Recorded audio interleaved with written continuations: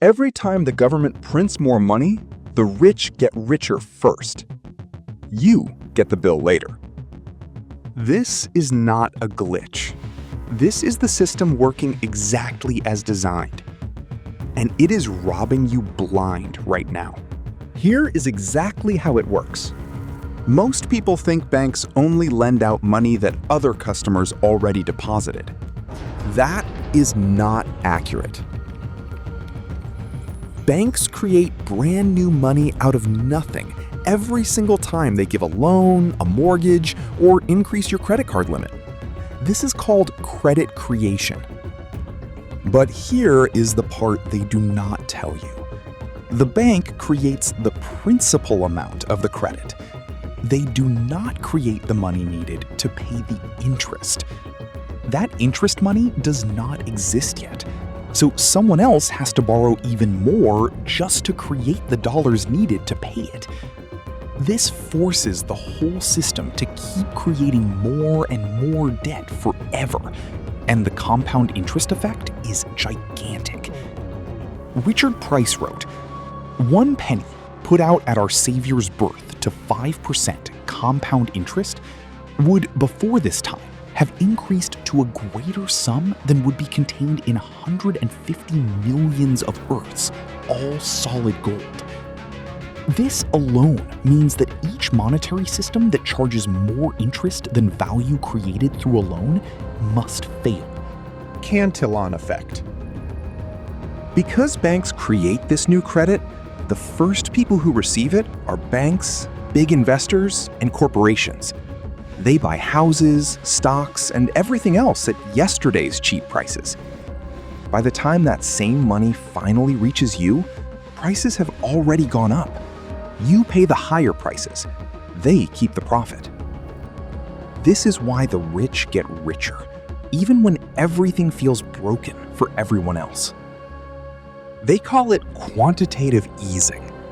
We call it printing money for the people who already have money. Stocks and house prices explode upward. Your paycheck barely moves. The bottom 50% of Americans own almost no stocks at all.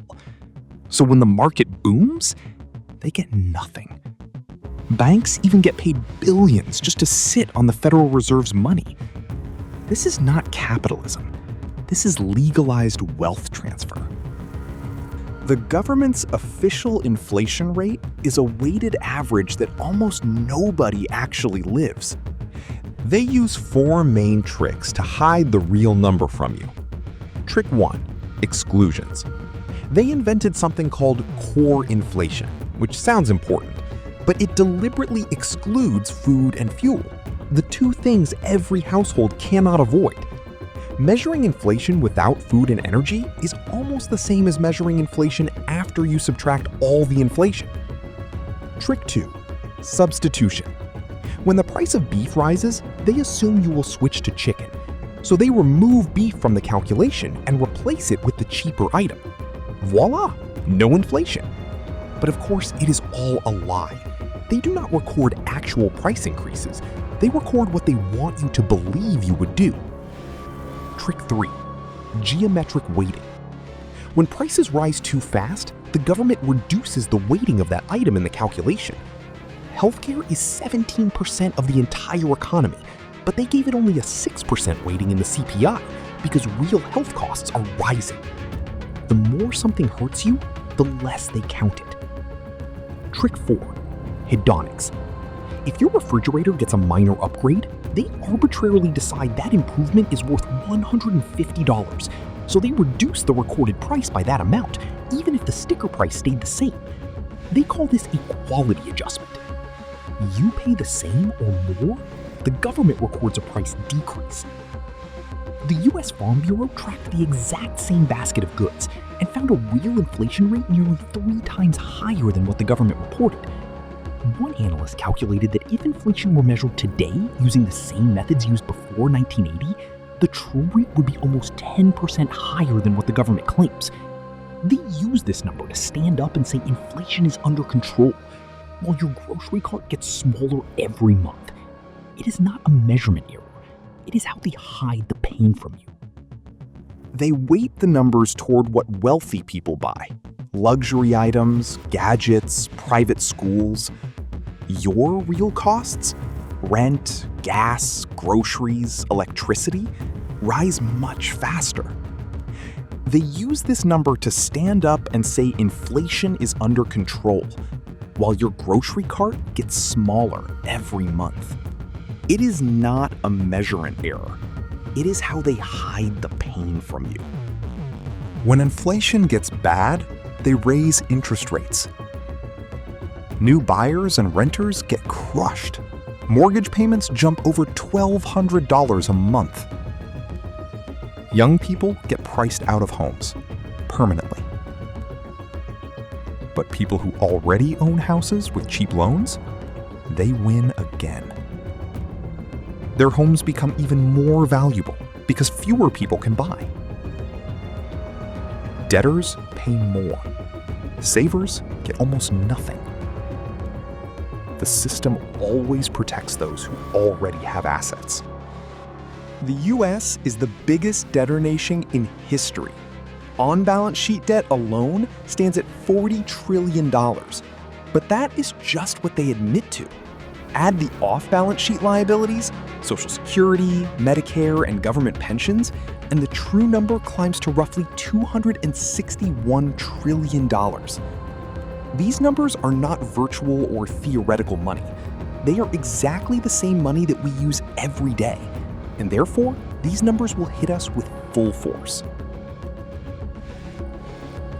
They cannot afford high interest rates anymore. So the Federal Reserve is forced to keep rates lower than they should be.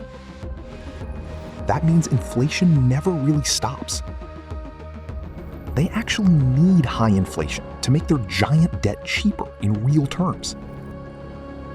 You pay for their bad spending with your shrinking savings and wages. Your money is being slowly erased, legally. During the 2021 to 2022 economic disruption, companies raised prices way beyond their costs. When those costs came back down, they kept prices high anyway and pocketed record profits. A handful of giant companies control almost everything: airlines, groceries, drugs. They do not need to compete hard. They just follow each other up. Your real wages fall. Their bank accounts explode. This is happening to you, your family, and your future every single day. The system is rigged by design. They will never fix it themselves. The only way it changes is if enough people stand up and demand a fair monetary system, one that does not steal from the bottom to feed the top. And along with it, a fair political system like potentialism. Otherwise, the system will collapse based on an external trigger, like the de-dollarization pushed by the BRICS states: Brazil, Russia, India, China, South Africa, Iran, UAE, and many others.